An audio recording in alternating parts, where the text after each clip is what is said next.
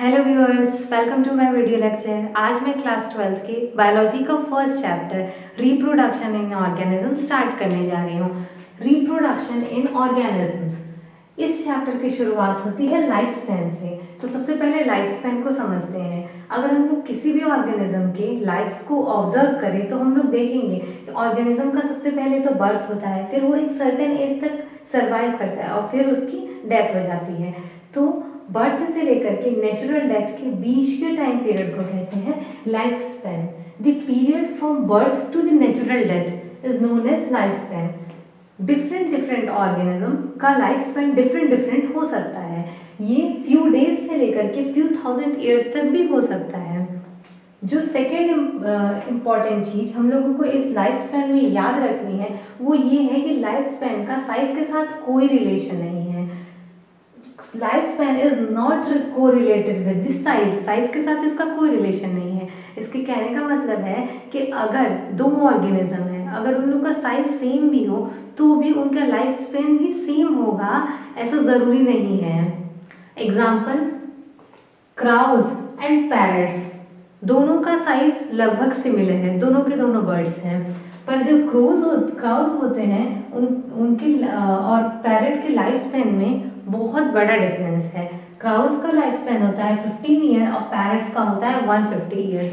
तो इससे क्लियर होता है कि लाइफ स्पैन का साइज के साथ तो कोई रिलेशन है ही नहीं। भले ही दो ऑर्गेनिजम्स का साइज सेम हो पर उनका लाइफ स्पैन भी सेम होगा, ये जरूरी नहीं है।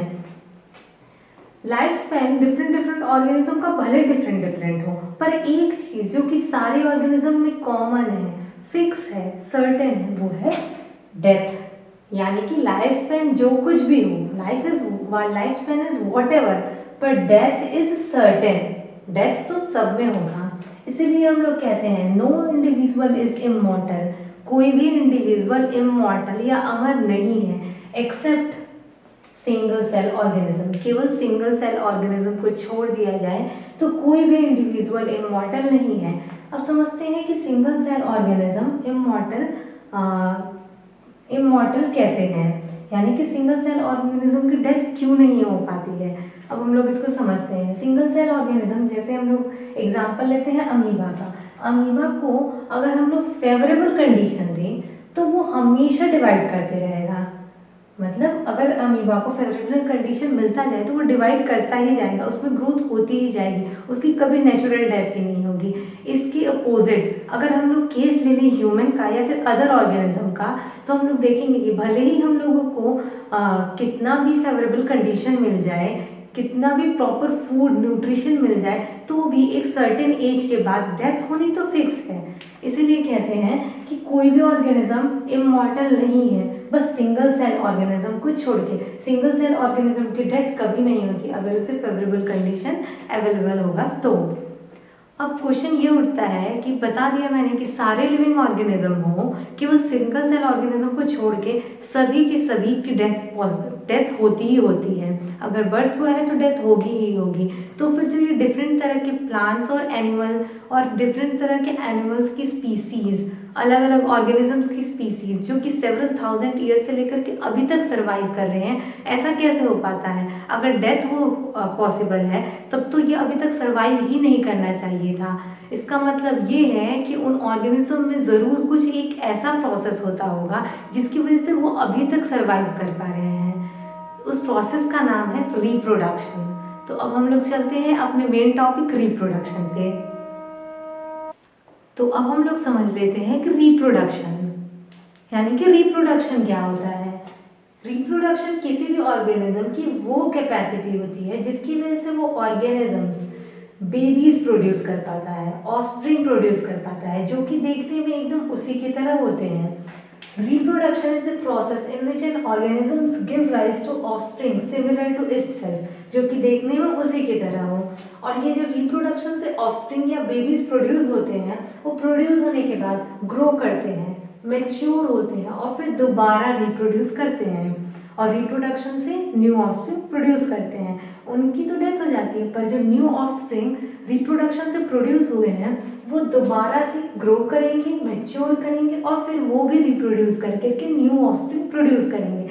यानी कि ये साइकिल जो होगी वो स्पीसीज को किसी भी ऑर्गेनिज्म की स्पीसीज को कॉन्टिन्यूअस रखती है, यानी कि उसे एक्सटिंक्ट नहीं होने देती है। इसीलिए हम लोग कहते हैं कि reproduction enables the continuity of species generation after generation. Reproduction की वजह से कोई भी species generation after generation survive कर पाती है। जो रिप्रोडक्शन होता है, डिफरेंट डिफरेंट ऑर्गेनिज्म का रिप्रोडक्शन डिफरेंट डिफरेंट होता है। डिफरेंट डिफरेंट तरह से ऑर्गेनिज्म रिप्रोड्यूस करते हैं, और रिप्रोडक्शन किसी भी ऑर्गेनिज्म का डिपेंड करता है उसके हैबिटेट्स, यानी कि वो कहाँ रहता है, इंटरनल फिजियोलॉजी, यानी कि उसके शरीर में, बॉडी में होने वाले फंक्शंस किस तरह के हैं, और साथ साथ में और भी कई सारे फैक्टर्स जिस पे कि ये रिप्रोडक्शन डिपेंड करता है। अब हम लोग पढ़ लेते हैं रिप्रोडक्शन के टाइप को। रिप्रोडक्शन मेनली 2 टाइप्स का होता है। रिप्रोडक्शन फर्स्ट है asexual reproduction and second is sexual reproduction. सबसे पहले सेक्सुअल रिप्रोडक्शन को समझते हैं। सेक्सुअल रिप्रोडक्शन में 2 पेरेंट्स इन्वॉल्व होते हैं। जो ये जो 2 पेरेंट्स सेक्सुअल रिप्रोडक्शन में इन्वॉल्व होते हैं वो अपोजिट सेक्स के होते हैं, यानी कि एक मेल होता है और एक फीमेल होती है। इसके साथ साथ इसमें गैमेट का फॉर्मेशन और गैमेट का फ्यूजन भी सेक्सुअल रिप्रोडक्शन में होता है, यानी कि जो मेल होगा वो मेल गैमेट प्रोड्यूस करेगा और जो फीमेल होगी वो फीमेल गैमेट प्रोड्यूस करेगा, और फिर दोनों के फ्यूजन से न्यू ऑफस्प्रिंग प्रोड्यूस होगा। सेक्सुअल रिप्रोडक्शन हायर एनिमल्स में, जैसे कि ह्यूमन बीइंग में देखने को मिलता है। एसेक्सुअल रिप्रोडक्शन को समझते हैं। जैसे कि सेक्सुअल रिप्रोडक्शन में 2 पेरेंट्स इन्वॉल्व थे, इसमें केवल सिंगल पेरेंट्स ही ऑफस्प्रिंग प्रोड्यूस कर देता है, और इसमें गैमेट का फॉर्मेशन और गैमेट का फ्यूजन होता था। पर एसेक्सुअल रिप्रोडक्शन में ना गैमेट का फॉर्मेशन होता है और ना ही गैमेट का फ्यूजन होता है, यानी कि वो रिप्रोडक्शन जिसमें सिंगल पेरेंट इन्वॉल्व हो और गैमेट फॉर्मेशन और गैमेट फ्यूजन ना होता हो उसे कहते हैं एसेक्सुअल रिप्रोडक्शन। एसेक्सुअल रिप्रोडक्शन हम लोगों को यूनिसेलुलर और मल्टीसेलुलर दोनों ऑर्गेनिजम्स में देखने को मिलता है। यूनिसेलुलर में प्रोकैरियोट्स और यूकैरियोट्स दोनों में होता है, और मल्टीसेलुलर में ये लोअर ऑर्गेनिजम्स और साथ में हायर प्लांट्स में प्रेजेंट होता है। तो ये हम लोगों ने पढ़ लिया रिप्रोडक्शन और उसके टाइप। अगर मेरा ये डिस्कशन आपके लिए हेल्पफुल रहा हो तो प्लीज़ इसे लाइक करें, शेयर करें और सब्सक्राइब करें। Thank you.